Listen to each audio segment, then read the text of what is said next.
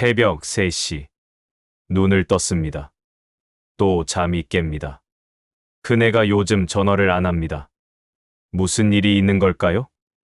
둘째 며느리 얼굴이 어둡던데 우리 아들이 잘못한 건 아닐까요? 통장 잔고는 괜찮을까요? 병원비는 얼마나 나올까요? 머릿속이 복잡합니다. 한숨이 나옵니다. 난 평생 이렇게 열심히 살았는데 왜 아직도 행복하지 않을까? 오늘 2000년 전 경전에 나오는 한 존재의 이야기를 들려드리겠습니다. 그 이름은 아귀. 배는 산처럼 크고 목구멍은 바늘귀처럼 좁아서 아무리 먹어도 아무리 채워도 영원히 만족할 수 없는 존재. 그런데 말입니다. 이 아귀가 어쩌면 지금 우리의 모습은 아닐까요? 지금부터 여러분과 함께 차 한 잔 나누는 마음으로 당신의 마음속 허기가 왜 멈추지 않는지, 그리고 그것을 어떻게 채울 수 있는지 천천히 이야기해 보겠습니다. 지혜로운 노년을 위한 동행, 지혜를 건네는 목소리입니다. 구독으로 함께 마음을 나눠주세요. 제가 아는 한 분 이야기를 해드릴까 합니다.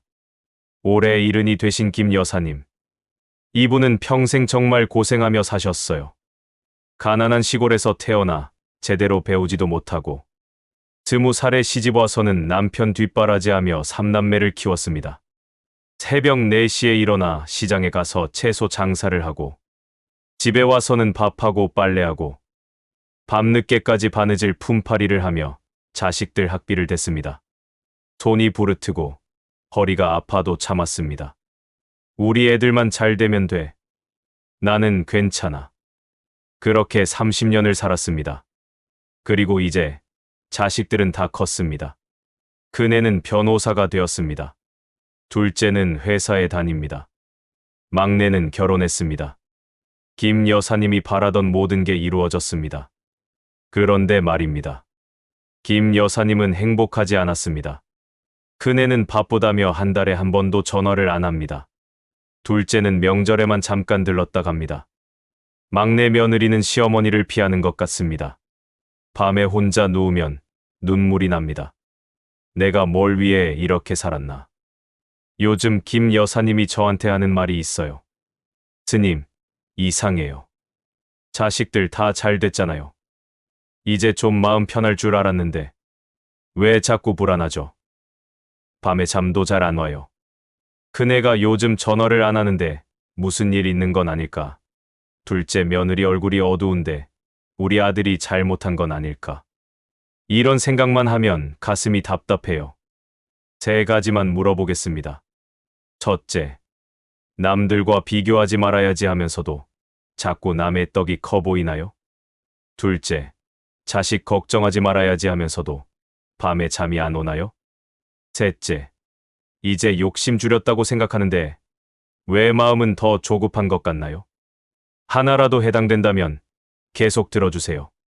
불교 경전에는 6도윤회, 즉 6가지 세계가 나옵니다. 천상, 인간, 아수라, 축생, 아귀, 지옥. 그 중에서도 아귀도는 특별합니다. 아귀는 이렇게 생겼습니다. 배는 산처럼 거대합니다. 목구멍은 바늘귀처럼 좁습니다. 머리카락은 불꽃처럼 타오릅니다. 산처럼 큰 배. 이것은 우리의 끝없는 욕망입니다. 돌이켜 생각해 보세요. 처음에 우리는 뭘 바랐습니까? 젊은 시절, 전쟁이 끝나고 나서 우리는 그저 이렇게 바랬습니다. 굶주리지만 않았으면 좋겠다. 추위에 떨지 않았으면 좋겠다. 그게 전부였습니다. 그런데 그게 해결되자 다음 바람이 생겼습니다. 자식들 학교는 보내야지. 그것도 이루어지자 또 다음 목표가 생겼습니다. 중학교도 보내야지. 고등학교까지는 보내야 사람 구실을 하지. 그렇게 대학, 결혼, 집 마련, 손주 걱정. 끝이 없었습니다. 바늘귀 같은 목구멍. 원하는 건 산더미인데 실제로 얻을 수 있는 건 바늘귀만큼 작습니다. 작년 추석, 한 어머니 이야기입니다. 이분은 명절을 한 달 전부터 준비했습니다. 마트에 가서 장을 봤습니다. 갈비가 비싸졌는데 그래도 샀습니다. 우리 애들 좋아하니까 갈비찜 양념을 하루 전부터 채웠습니다. 잡채는 재료를 하나하나 따로 볶아서 정성껏 만들었습니다. 저는 10가지를 부쳤습니다.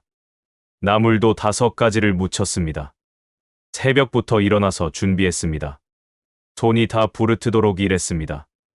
이번에는 온 가족이 모여서 정말 즐거운 시간을 보내야지. 그렇게 기대하며 준비했습니다. 그런데 명절 당일, 큰아들은 집에 오자마자 거실 소파에 누워버립니다. 아, 피곤해 죽겠어.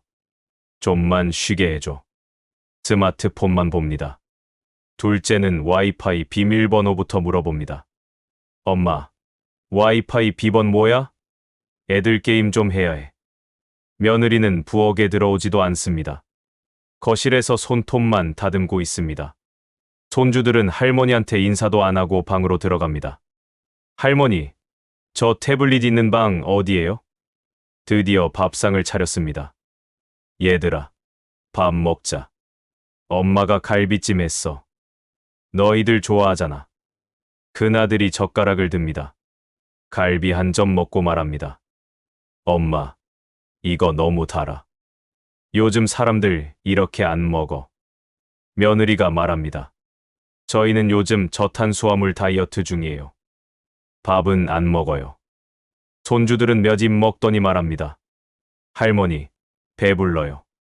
일어나도 돼요? 그렇게 30분 만에 식사가 끝났습니다. 큰아들이 일어서며 말합니다.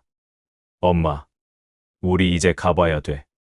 내일 아침 일찍 약속 있어서. 벌써 좀 이따 가지. 안 돼. 길 막히기 전에 가야 해. 그렇게 자식들이 떠나고 텅 빈 집에 혼자 남았습니다. 상 위에는 거의 손도 안 댄 음식들이 그대로 있습니다. 설거지를 하다가 눈물이 났습니다. 내가 뭘 기대했나? 혹시 이런 경험 있으세요? 이 이야기가 남의 이야기 같지 않으시죠? 가슴 한편이 아프지 않으세요? 이것이 바로 아귀의 고통입니다. 산처럼 큰 기대와 바늘귀 같은 현실 사이의 간극. 그런데 왜 우리는 이렇게 되었을까요? 나이가 들수록 많은 것을 잃어갑니다. 젊음을 잃고, 건강을 잃고, 지위를 잃고, 사람들을 잃습니다. 그 두려움 속에서 우리는 남은 것들을 더 세게 움켜쥐게 됩니다. 자식을, 돈을, 체면을, 과거의 영광을. 하지만 역설적이게도 우리가 세게 움켜쥘수록 그것들은 더 빨리 빠져나갑니다. 이것이 바로 아귀가 되는 과정입니다. 경전에서 아귀가 고통받는 이유는 음식이 없어서가 아닙니다. 음식은 있습니다. 하지만 아귀가 그 음식을 입에 가져가는 순간 불꽃으로 변합니다. 고름으로 변합니다. 이게 무슨 뜻일까요? 집착하는 순간 본래 달콤했던 것도 독이 된다는 겁니다. 첫째, 자식에 대한 집착. 박 선생님이라는 분이 계십니다. 평생 아들 하나만 보고 사셨어요. 남편은 일찍 돌아가셨습니다. 혼자서 아들을 키웠습니다. 새벽부터 밤늦게까지 일했습니다. 우리 아들만 잘 되면 돼. 나는 괜찮아. 그렇게 20년을 버텼습니다. 아들은 좋은 대학에 갔습니다. 좋은 회사에도 취직했습니다. 박 선생님은 정말 기뻤습니다. 이제 다 됐다. 내 고생이 헛되지 않았어. 그런데 아들이 29이 되던 해 여자친구를 데리고 왔습니다. 박 선생님은 한눈에 마음에 들지 않았습니다. 저 애는 우리 아들한테 안 맞아. 집안도 변변찮고 학벌도 그렇고. 아들에게 말했습니다. 엄마가 더 좋은 사람 소개해 줄게. 저 여자는 안 돼. 아들이 반발했습니다. 엄마, 제 인생이에요. 제가 선택할게요. 박 선생님은 화가 났습니다. 목소리가 커졌습니다. 내가 너를 어떻게 키웠는데, 내가 얼마나 고생했는데, 아버지 없이 혼자서 얼마나 힘들게 너를 키웠는데, 넌 왜 엄마 말을 안 듣니? 아들은 아무 말도 하지 않았습니다. 그냥 고개를 숙이고 있었습니다. 그리고 한 달 후, 아들은 그 여자와 결혼했습니다. 박 선생님은 결혼식에 가지 않았습니다. 그 후로 며느리를 인정하지 않았습니다. 명절에 오면 흉을 봤습니다. 우리 아들이 저런 여자를 만나서 손주가 태어났을 때도 기쁘지 않았습니다. 저 여자가 낳은 아이. 5년이 지났습니다. 아들은 점점 연락을 안 합니다. 명절에도 잠깐 들렀다 갑니다. 손주는 할머니를 어려워합니다. 10년이 지났습니다. 이제 아들은 거의 연락하지 않습니다. 생일에도 전화가 안 옵니다. 손주는 할머니가 누군지도 잘 모릅니다. 박 선생님은 매일 혼자 울면서 말합니다. 내가 뭘 잘못했지? 난 그저 아들을 사랑했을 뿐인데 내 인생이 뭐였나? 아들 하나 잘 되라고 평생을 바쳤는데 혹시 지금 가슴이 먹먹해지셨나요? 박 선생님의 이야기가 남의 이야기 같지 않으시죠? 내가 너를 이렇게 키웠는데 이 한마디를 하는 순간 사랑은 사라지고 소유욕만 남습니다. 본래 가장 아름다웠던 자식 사랑이 불꽃이 되어 자신을 태워버린 겁니다. 통계를 보면 60대 이상 우울증 환자의 68%가 자식 문제를 주된 스트레스로 꼽았습니다. 자식을 사랑해서가 아니라 자식에게 집착해서 병이 든 겁니다. 둘째, 과거에 대한 집착. 그때는 좋았는데, 예전에는 내가 얼마나 대단했는데, 이 말이 입버릇이 된 분을 압니다. 최 사장님이라는 분입니다. 젊은 시절 꽤 성공한 사업가였습니다. 직원만 100명이 넘었고 지역에서는 꽤 알아주는 인물이었습니다. 모임에 가면 사람들이 인사하러 왔고 하는 말마다 다들 귀 기울여 들었습니다. 하지만 은퇴 후 전화도 뜸해지고 모임 초대도 줄어들고 사람들이 예전 같지 않습니다. 그래서 최 사장님은 항상 과거 이야기만 합니다. 내가 예전에 사업할 때는 말이야. 직원이 100명이 넘었어. 그때만 해도 내가 이 동네에서는 제법 알아주는 사람이었지. 처음에는 사람들이 들어줍니다. 아, 그러셨어요? 대단하시네요. 하지만 같은 이야기를 10번, 20번, 30번 들으면 어떻게 될까요? 사람들의 눈빛이 달라집니다. 시계를 슬쩍 봅니다. 핸드폰을 만지작거립니다. 아, 제가 갈 시간이 됐네요. 먼저 일어나겠습니다. 그러면 최 사장님은 더욱 외로워집니다. 왜 다들 나를 피하는 걸까? 예전에는 사람들이 내 말을 잘 들었는데, 그리고 더욱 과거에 집착하게 됩니다. 다음에 또 만나면 또 같은 이야기를 합니다. 악순환입니다. 지난 일주일간, 예전에는 이라는 말을 몇 번이나 했나요? 3번 이상이라면 당신은 과거의 포로입니다. 셋째, 인정에 대한 집착. 이 선생님이라는 분이 계셨습니다. 동네 노인정 회장을 5년 동안 하셨습니다. 열심히 하셨습니다. 노인정 프로그램도 만들고 회원도 늘리고 정말 애를 많이 쓰셨습니다. 그런데 임기가 끝나고 다른 분이 회장이 되었습니다. 이 선생님은 받아들이지 못했습니다. 저 사람이 뭘 안다고 회장을 해? 내가 했을 때가 훨씬 나았는데. 새 회장이 하는 일마다 트집을 잡았습니다. 예전에 내가 회장할 때는 이렇게 안 했는데. 결국 어떻게 되었을까요? 사람들이 이 선생님을 피하기 시작했습니다. 또 저 양반 왔네. 저분만 오면 분위기 깨져.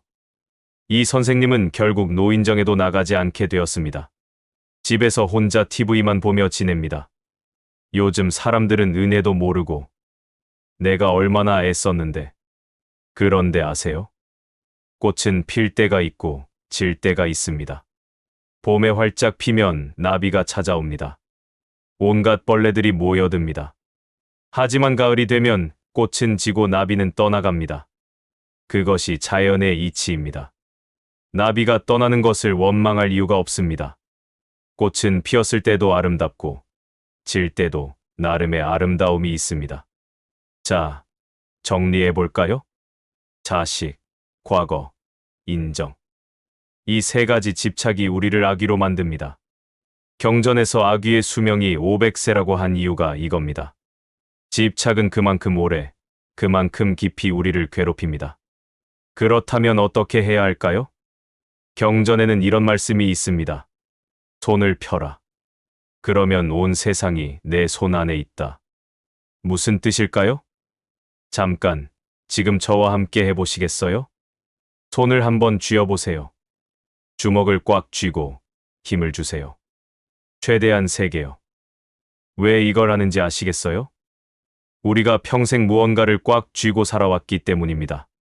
자식을, 돈을, 체면을, 과거의 영광을. 그렇게 꽉 쥐고 살아왔습니다. 그 상태로 잠깐만 계세요.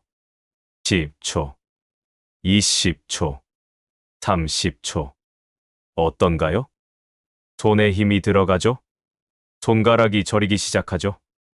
발까지 아파오죠? 이것이 바로 집착입니다. 계속 힘을 주어야 하고, 그 힘은 우리를 지치게 하고 아프게 합니다. 이제 천천히 손을 펴보세요. 긴장이 풀리죠? 편안해지죠? 이것이 바로 내려놓음입니다. 그렇다면 구체적으로 어떻게 내려놓을까요? 3가지 방법을 말씀드리겠습니다.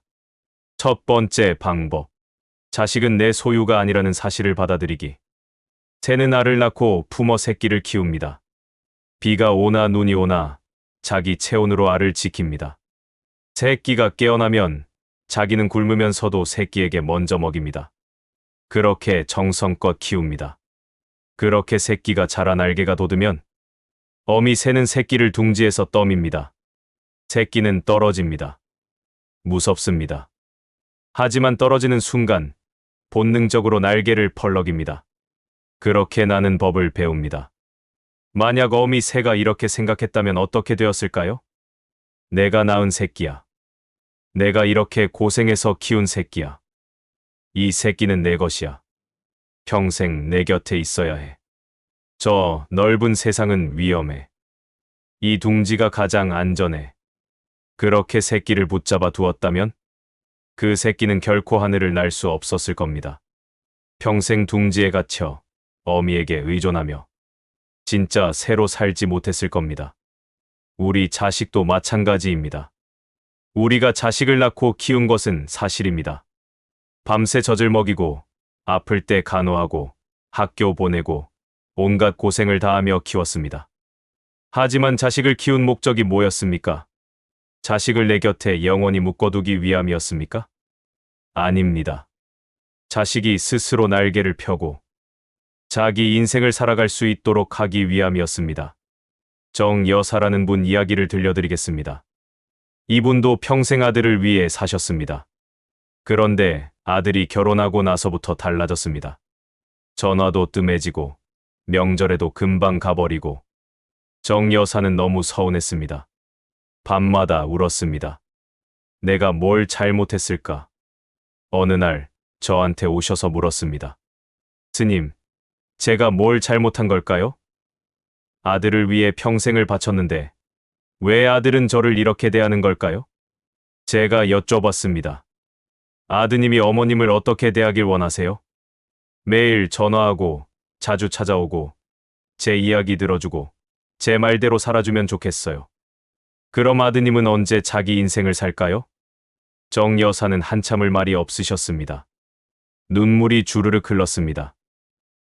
저는 아들을 사랑한 게 아니라 소유하려고 했던 거네요.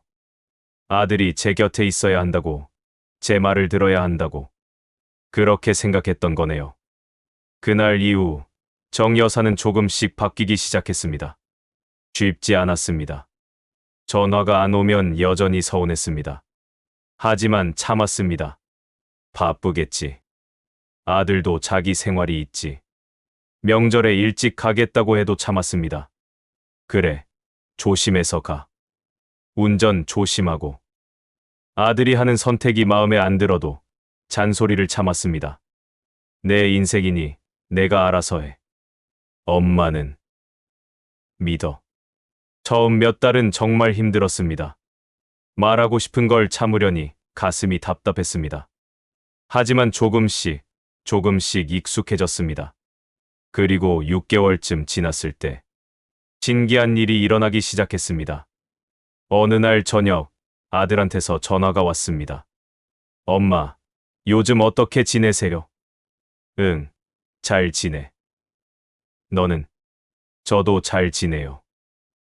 근데, 엄마, 요즘 회사에서 이런 일이 있었는데요. 아들이 먼저 이야기를 꺼냈습니다. 회사 이야기, 고민 이야기. 전화가 1시간이나 걸렸습니다. 그 다음 주말, 아들이 갑자기 집에 왔습니다. 엄마, 그냥 얼굴 보고 싶어서 왔어요. 며느리도 함께 왔습니다. 예전에는 본 적 없던 미소를 지으며, 어머니, 제가 김치찌개 끓여드릴게요. 정 여사가 저한테 말했습니다. 스님, 신기해요. 제가 손을 놓았더니 오히려 아들이 제 손을 잡아주더라고요. 제가 요구하지 않으니까 오히려 아들이 먼저 다가오더라고요. 이것이 바로 역설입니다. 꽉 쥐고 있을 때는 빠져나가고 놓아줄 때 오히려 돌아옵니다. 여러분도 한번 시도해 보시겠어요? 오늘 자식한테 평소처럼 잔소리하려던 말을 딱 하나만 참아보세요. 왜 전화를 안 하니? 대신 그냥 참으세요. 그렇게 하면 안 돼. 대신 내 생각은 어때? 내 말 좀 들어봐. 대신 내 얘기 좀 들어볼까? 작은 것부터 시작해 보세요. 두 번째 방법. 과거는 지나갔고 지금이 내 인생이라는 것을 깨닫기. 최 선생님이라는 분이 계십니다. 30년 넘게 교사로 일하셨습니다. 정년 퇴직하고 나서는 할 일이 없었습니다. 그래서 항상 과거 이야기만 했습니다. 내가 교사 시절에는 말이야. 우리 반 아이들이 얼마나 말을 잘 들었는지. 그런데 어느 날 동창회가 있었습니다. 옛 제자들이 모였습니다. 최 선생님은 반가웠습니다. 얘들아, 너희들 선생님 시절 기억나지? 그때 내가. 제자들은 처음에는 들어줬습니다. 하지만 시간이 지나자 서로 자기들끼리 이야기하기 시작했습니다. 최 선생님만 혼자 과거 이야기를 하고 있었습니다. 그때 한 제자가 조심스럽게 물었습니다. 선생님, 요즘은 뭐 하세요? 응, 뭐. 그냥 집에 있지. 취미 같은 거 있으세요? 취미. 별로 없는데. 그냥 TV 보고. 제자가 조금 슬픈 표정으로 말했습니다. 선생님, 과거 이야기도 좋지만 저희는 선생님의 지금이 더 궁금해요. 요즘 뭐가 재미있으세요? 뭘 하고 싶으세요? 최 선생님은 그제야 깨달았습니다. 아, 나는 예전에 나만 이야기하고 있었구나. 지금의 나는 없었구나. 현재를 사는 게 아니라 과거에 갇혀 있었구나. 그날 밤, 집에 돌아와서 생각했습니다. 나는 지금 뭘 하고 있지? 퇴직한 지 5년이 됐는데 나는 뭘 했지? 그저 과거만 붙잡고 있었던 건 아닐까? 그 다음 주부터 최 선생님은 달라지기 시작했습니다. 동네 도서관에 갔습니다. 혹시 자원봉사자 필요하세요? 그렇게 매주 토요일 아이들에게 책을 읽어주는 할아버지가 되었습니다. 처음에는 어색했습니다. 하지만 아이들이 좋아했습니다. 할아버지, 다음 주에도 와주세요. 또 문화센터에서 서예 강좌를 신청했습니다. 평생 글씨를 못 썼는데 이제 와서 무슨 서예냐고 생각했습니다. 하지만 시작했습니다. 붓을 잡는 게 어색했습니다. 먹물이 옷에 묻기도 했습니다. 하지만 재미있었습니다. 새로운 걸 배우는 게 이렇게 즐거운 줄 몰랐습니다. 그리고 사람들과 이야기할 때도 달라졌습니다. 내가 교사 시절에는. 대신 요즘 내가 배우는 서예가 참 재미있어요. 처음에는 붙잡는 것도 힘들었는데 이제 조금 익숙해졌어요. 우리 반 아이들이. 대신 지난주에 도서관에서 만난 아이가 이렇게 귀엽더라고요. 제가 읽어준 이야기를 집에 가서 엄마한테 다시 읽어줬대요. 사람들의 반응이 달라졌습니다. 선생님, 요즘 정말 멋지세요. 저도 퇴직하면 선생님처럼 살고 싶어요. 선생님, 완전 힙하세요. 요즘 젊은이들보다 더 활동적이신 거 아니에요? 과거의 영광을 자랑하기보다는 과거의 경험에서 얻은 지혜를 나눠보세요. 내가 그때 얼마나 대단했는지가 아니라 그때 이런 일이 있었는데 그때 배운 게 이거야, 라고요. 그리고 더 중요한 것은 지금을 채워가는 겁니다. 예전에 뭘 했는지도 중요하지만 지금 뭘 하고 있는지가 더 중요합니다. 노년의 의미는 과거에 있는 게 아니라 지금 여기에 있습니다. 세 번째 방법. 내 가치는 남의 인정이 아니라 내 존재 자체에 있다는 것을 기억하기. 한 노학자의 이야기입니다. 이분은 평생 학문에 매진했습니다. 많은 책을 쓰고 많은 제자를 길렀습니다. 강연을 하면 수백 명이 모였습니다. 신문에도 자주 실렸습니다. 하지만 은퇴하고 나서는 달라졌습니다. 점점 사람들이 찾지 않았습니다. 강연 요청도 줄어들었습니다. 새로운 학자들이 주목받기 시작했습니다. 처음에는 서운했습니다. 나를 잊은 건가? 어느 날 제자 한 명이 찾아왔습니다. 선생님, 요즘 사람들이 선생님을 찾지 않는데 서운하지 않으세요? 노학자는 잠시 창밖을 바라보았습니다. 마당에 꽃이 피어 있었습니다. 그리고 천천히 입을 열었습니다. 봄에는 꽃이 피어 나비가 찾아오지. 꽃이 활짝 피면 온갖 벌레들이 모여들지. 그때는 참 북적거리고 시끄럽지. 하지만 가을이 되면 어떻게 되나? 꽃은 지고 나비도 떠나가고 벌레들도 사라지지. 그것이 자연의 이치 아닌가? 제자가 물었습니다. 그럼 외롭지 않으세요? 노학자는 웃으며 답했습니다. 꽃이 필 때도 아름답고 질 때도 나름의 아름다움이 있다네. 꽃은 나비가 찾아와서 아름다운 게 아니라네. 꽃 자체로 이미 아름다운 거지. 나도 마찬가지라네. 사람들이 나를 알아줄 때도 좋았고 지금 조용히 혼자 있는 것도 좋네. 나는 내가 꽃이었다는 것만으로도 감사하네. 우리의 가치는 다른 사람의 인정에서 나오는 게 아닙니다. 우리 자신의 존재 자체에 이미 가치가 있습니다. 평생을 살아오며 많은 것을 경험했습니다. 많은 것을 배웠습니다. 가난도 이겨냈고 전쟁도 견뎌냈고 온갖 어려움 속에서도 가족을 지켰습니다. 그 자체로 충분히 의미 있는 삶입니다. 젊은이들이 우리를 존경하든 안 하든, 사회가 우리를 기억하든 안 하든, 우리는 이미 충분히 가치 있는 삶을 살았습니다. 자, 이 세 가지를 기억해 보세요. 하나, 자식은 내 소유가 아닙니다. 둘, 과거는 지나갔고, 지금이 내 인생입니다. 셋, 내 가치는 내 존재 자체에 있습니다. 손을 펴보세요. 그러면 비로소 보입니다. 내가 그토록 꽉 쥐고 지키려 했던 것들이 사실은 바람처럼 흘러가는 것이었음을. 경전에는 이런 이야기가 있습니다. 어느 노승이 제자들을 모아놓고 물었습니다. 극락은 어디에 있는가? 한 제자가 답했습니다. 서쪽에 있습니다. 경전에 서방정토라고 나와 있지 않습니까? 다른 제자가 말했습니다. 죽어서 가는 곳입니다. 선업을 쌓으면 죽어서 극락에 간다고 배웠습니다. 노승은 천천히 고개를 저었습니다. 그리고 창밖을 가리키며 말했습니다. 극락은 따로 있지 않네. 마음이 평온한 곳, 그곳이 바로 극락이라네. 지옥도 따로 있지 않네. 마음이 괴로운 곳, 그곳이 바로 지옥이라네. 우리가 집착하고 욕심부리며 살 때, 우리는 지옥에 있는 겁니다. 새벽 3시에 눈을 뜨고, 자식 걱정에 잠을 못 자고, 남과 비교하며 열등감에 시달리고, 과거를 붙잡고 놓지 못하고, 이것이 지옥입니다. 따로 죽어서 가는 곳이 아닙니다. 지금, 여기, 우리 마음 속에 있는 지옥입니다. 하지만, 우리가 집착을 내려놓고 평온을 얻을 때, 우리는 극락에 있는 겁니다. 노년의 진정한 풍요는 무엇일까요? 통장의 잔고가 아닙니다. 자식의 성공이 아닙니다. 큰 집도, 비싼 차도 아닙니다. 진정한 풍요는 이것입니다. 아침에 눈을 뜹니다. 창문 틈으로 햇살이 들어옵니다.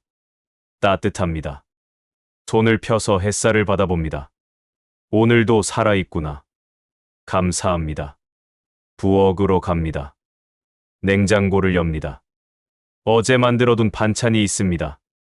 따뜻한 밥 한 공기, 된장찌개 한 그릇을 차려 먹습니다. 천천히, 음미하며 먹습니다. 맛있다. 이렇게 먹을 수 있다는 게 감사하다. 식사 후 창밖을 봅니다. 나무잎이 바람에 흔들립니다. 햇볕이 따뜻합니다. 좋다. 이렇게 볼 수 있다는 게 좋다. 저녁이 됩니다.